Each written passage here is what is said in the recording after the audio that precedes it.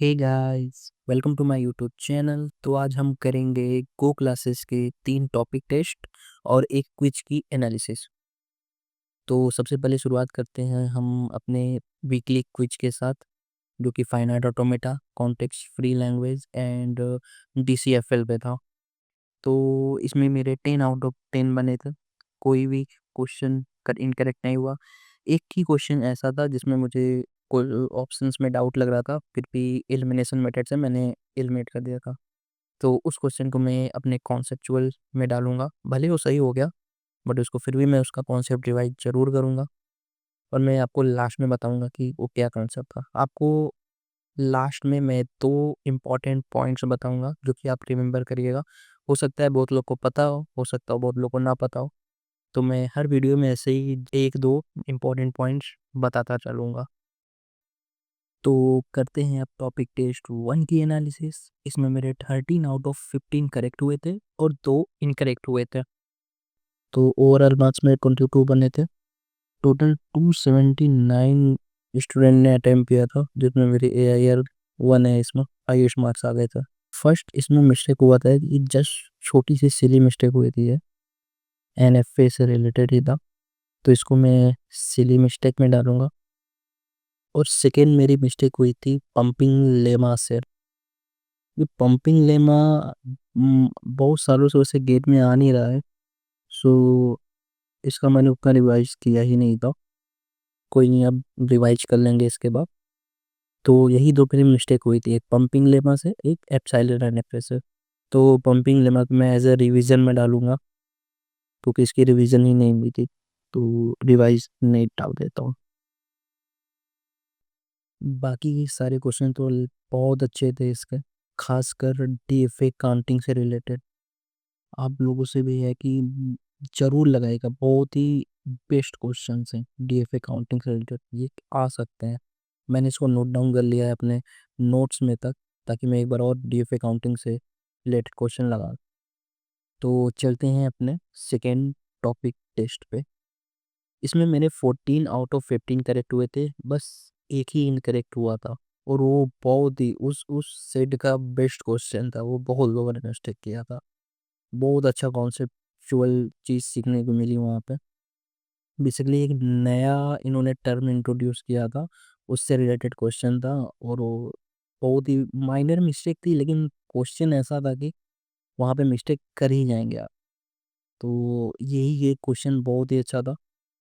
तो मैं इसको अपने कॉन्सेप्चुअल न्यू कॉन्सेप्ट की तरह ये मेरे लिए, तो उसको कॉन्सेप्चुअल में डालूंगा। और क्वेश्चन तो इसके भी बहुत अच्छे थे, मज़ा आया था लगाने में। और अब करते हैं अपने टॉपिक टेस्ट 3 की एनालिसिस। तो इसमें मेरे 13 आउट ऑफ 15 करेक्ट हुए थे, 2 इनकरेक्ट अटेम्प्ट्स हुए थे, जिसमें से पहला इनकरेक्ट हुआ था मेरा, बहुत ही सिली मिस्टेक हुआ था ये ग्रामर से रिलेटेड था, यूजलेस ग्रामर। मैंने ध्यान ही नहीं दिया क्वेश्चन में, वो वहाँ पे मेरा एक सिली मिस्टेक हो गया, बहुत माइनर सिली मिस्टेक है, ये होना नहीं चाहिए था। ठीक है, तो इसको मैं सिली मिस्टेक में लिखूंगा। और नेक्स्ट मेरा जो गलत हुआ था, ये हुआ था मेरा कॉन्टेक्स्ट फ्री लैंग्वेज से। ये बहुत अच्छा था, या इसमें मुझे डाउट आ रहा था, मैं इसको बहुत टाइम दिया था, लास्ट तक सोचा कि ये ऑप्शन सही होगा कि नहीं, ये वाला सही होगा। लास्ट में मैं लगा दिया था, लेकिन वो ऑप्शन गलत ही था। सो एक ये क्वेश्चन मेरा गलत हुआ था, बाकी तो ओवरऑल सब सही हो गया था। बहुत ही अच्छे अच्छे क्वेश्चन होते हैं गो क्लासेस के, मज़ा आ जाता है। काफ़ी कॉन्सेप्ट क्लियर हो जाता है, काफ़ी चीज़ें रिवाइज हो जाती है, एक ही क्वेश्चन में 2-3 टॉपिक रिवाइज हो जाता है। तो बहुत अच्छा था। गो क्लासेस के 3 टॉपिक टेस्ट कंप्लीट हुआ। तो ये रहा मेरा कंप्लीट एनालिसिस टॉपिक टेस्ट 2 का। अभी कुछ टॉपिक्स बचे हैं जिसका मैं अगले वीडियो में एनालिसिस लेके आऊँगा। उसमें मैं मेडिजी का सेकंड टॉपिक लगाऊंगा और गो क्लासेस के 2-3 टेस्ट लगाऊंगा। उस सबका एनालिसिस, सबके मार्क्स, सबका रैंक मैं आपको इसी यूट्यूब चैनल पर बताऊंगा। तो जुड़े रहिएगा। और आज का हमारा 2 इम्पोर्टेंट पॉइंट मैं आपको बताने जा रहा हूँ, तो इसको रिमेंबर कर लीजिएगा, नोट कर लीजिएगा। जानते होंगे तो बहुत अच्छी बात है, नहीं तो इसको नोट कर लीजिएगा। तो फर्स्ट हमारा इम्पोर्टेंट पॉइंट है, ये DFA NFA से रिलेटेड है। If you have 2 or more DFAs like M1, M2, M3 and they recognizing A1, A2, A3 languages, then you can construct a NFA M recognizing A1 union A2 and so on and just by adding one more state. Just add one more state and add all the DFAs with epsilon. So this is the most important topic जो कि मुझे इस test में लगा कि हाँ, ये आपको बताना चाहिए कि कितने भी DFAs हों, उनको आपको अगर यूनियन का अगर लैंग्वेज रिकॉग्नाइज़ करना है तो जस्ट एक स्टेट जोड़ के आप एनएफए बना सकते हैं। So if you have DFAs like M1 have 100 states, M2 have 100 state, then you can construct a NFA with 201 state. और सेकेंड इम्पॉर्टेंट पॉइंट है, irregular grammar can be ambiguous.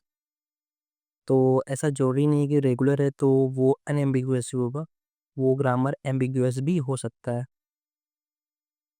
तो यही रहे हमारे आज के 2 पॉइंट। मिलते हैं अब नेक्स्ट वीडियो में। तब तक के लिए कीप स्टडिंग, कीप इम्प्रूविंग।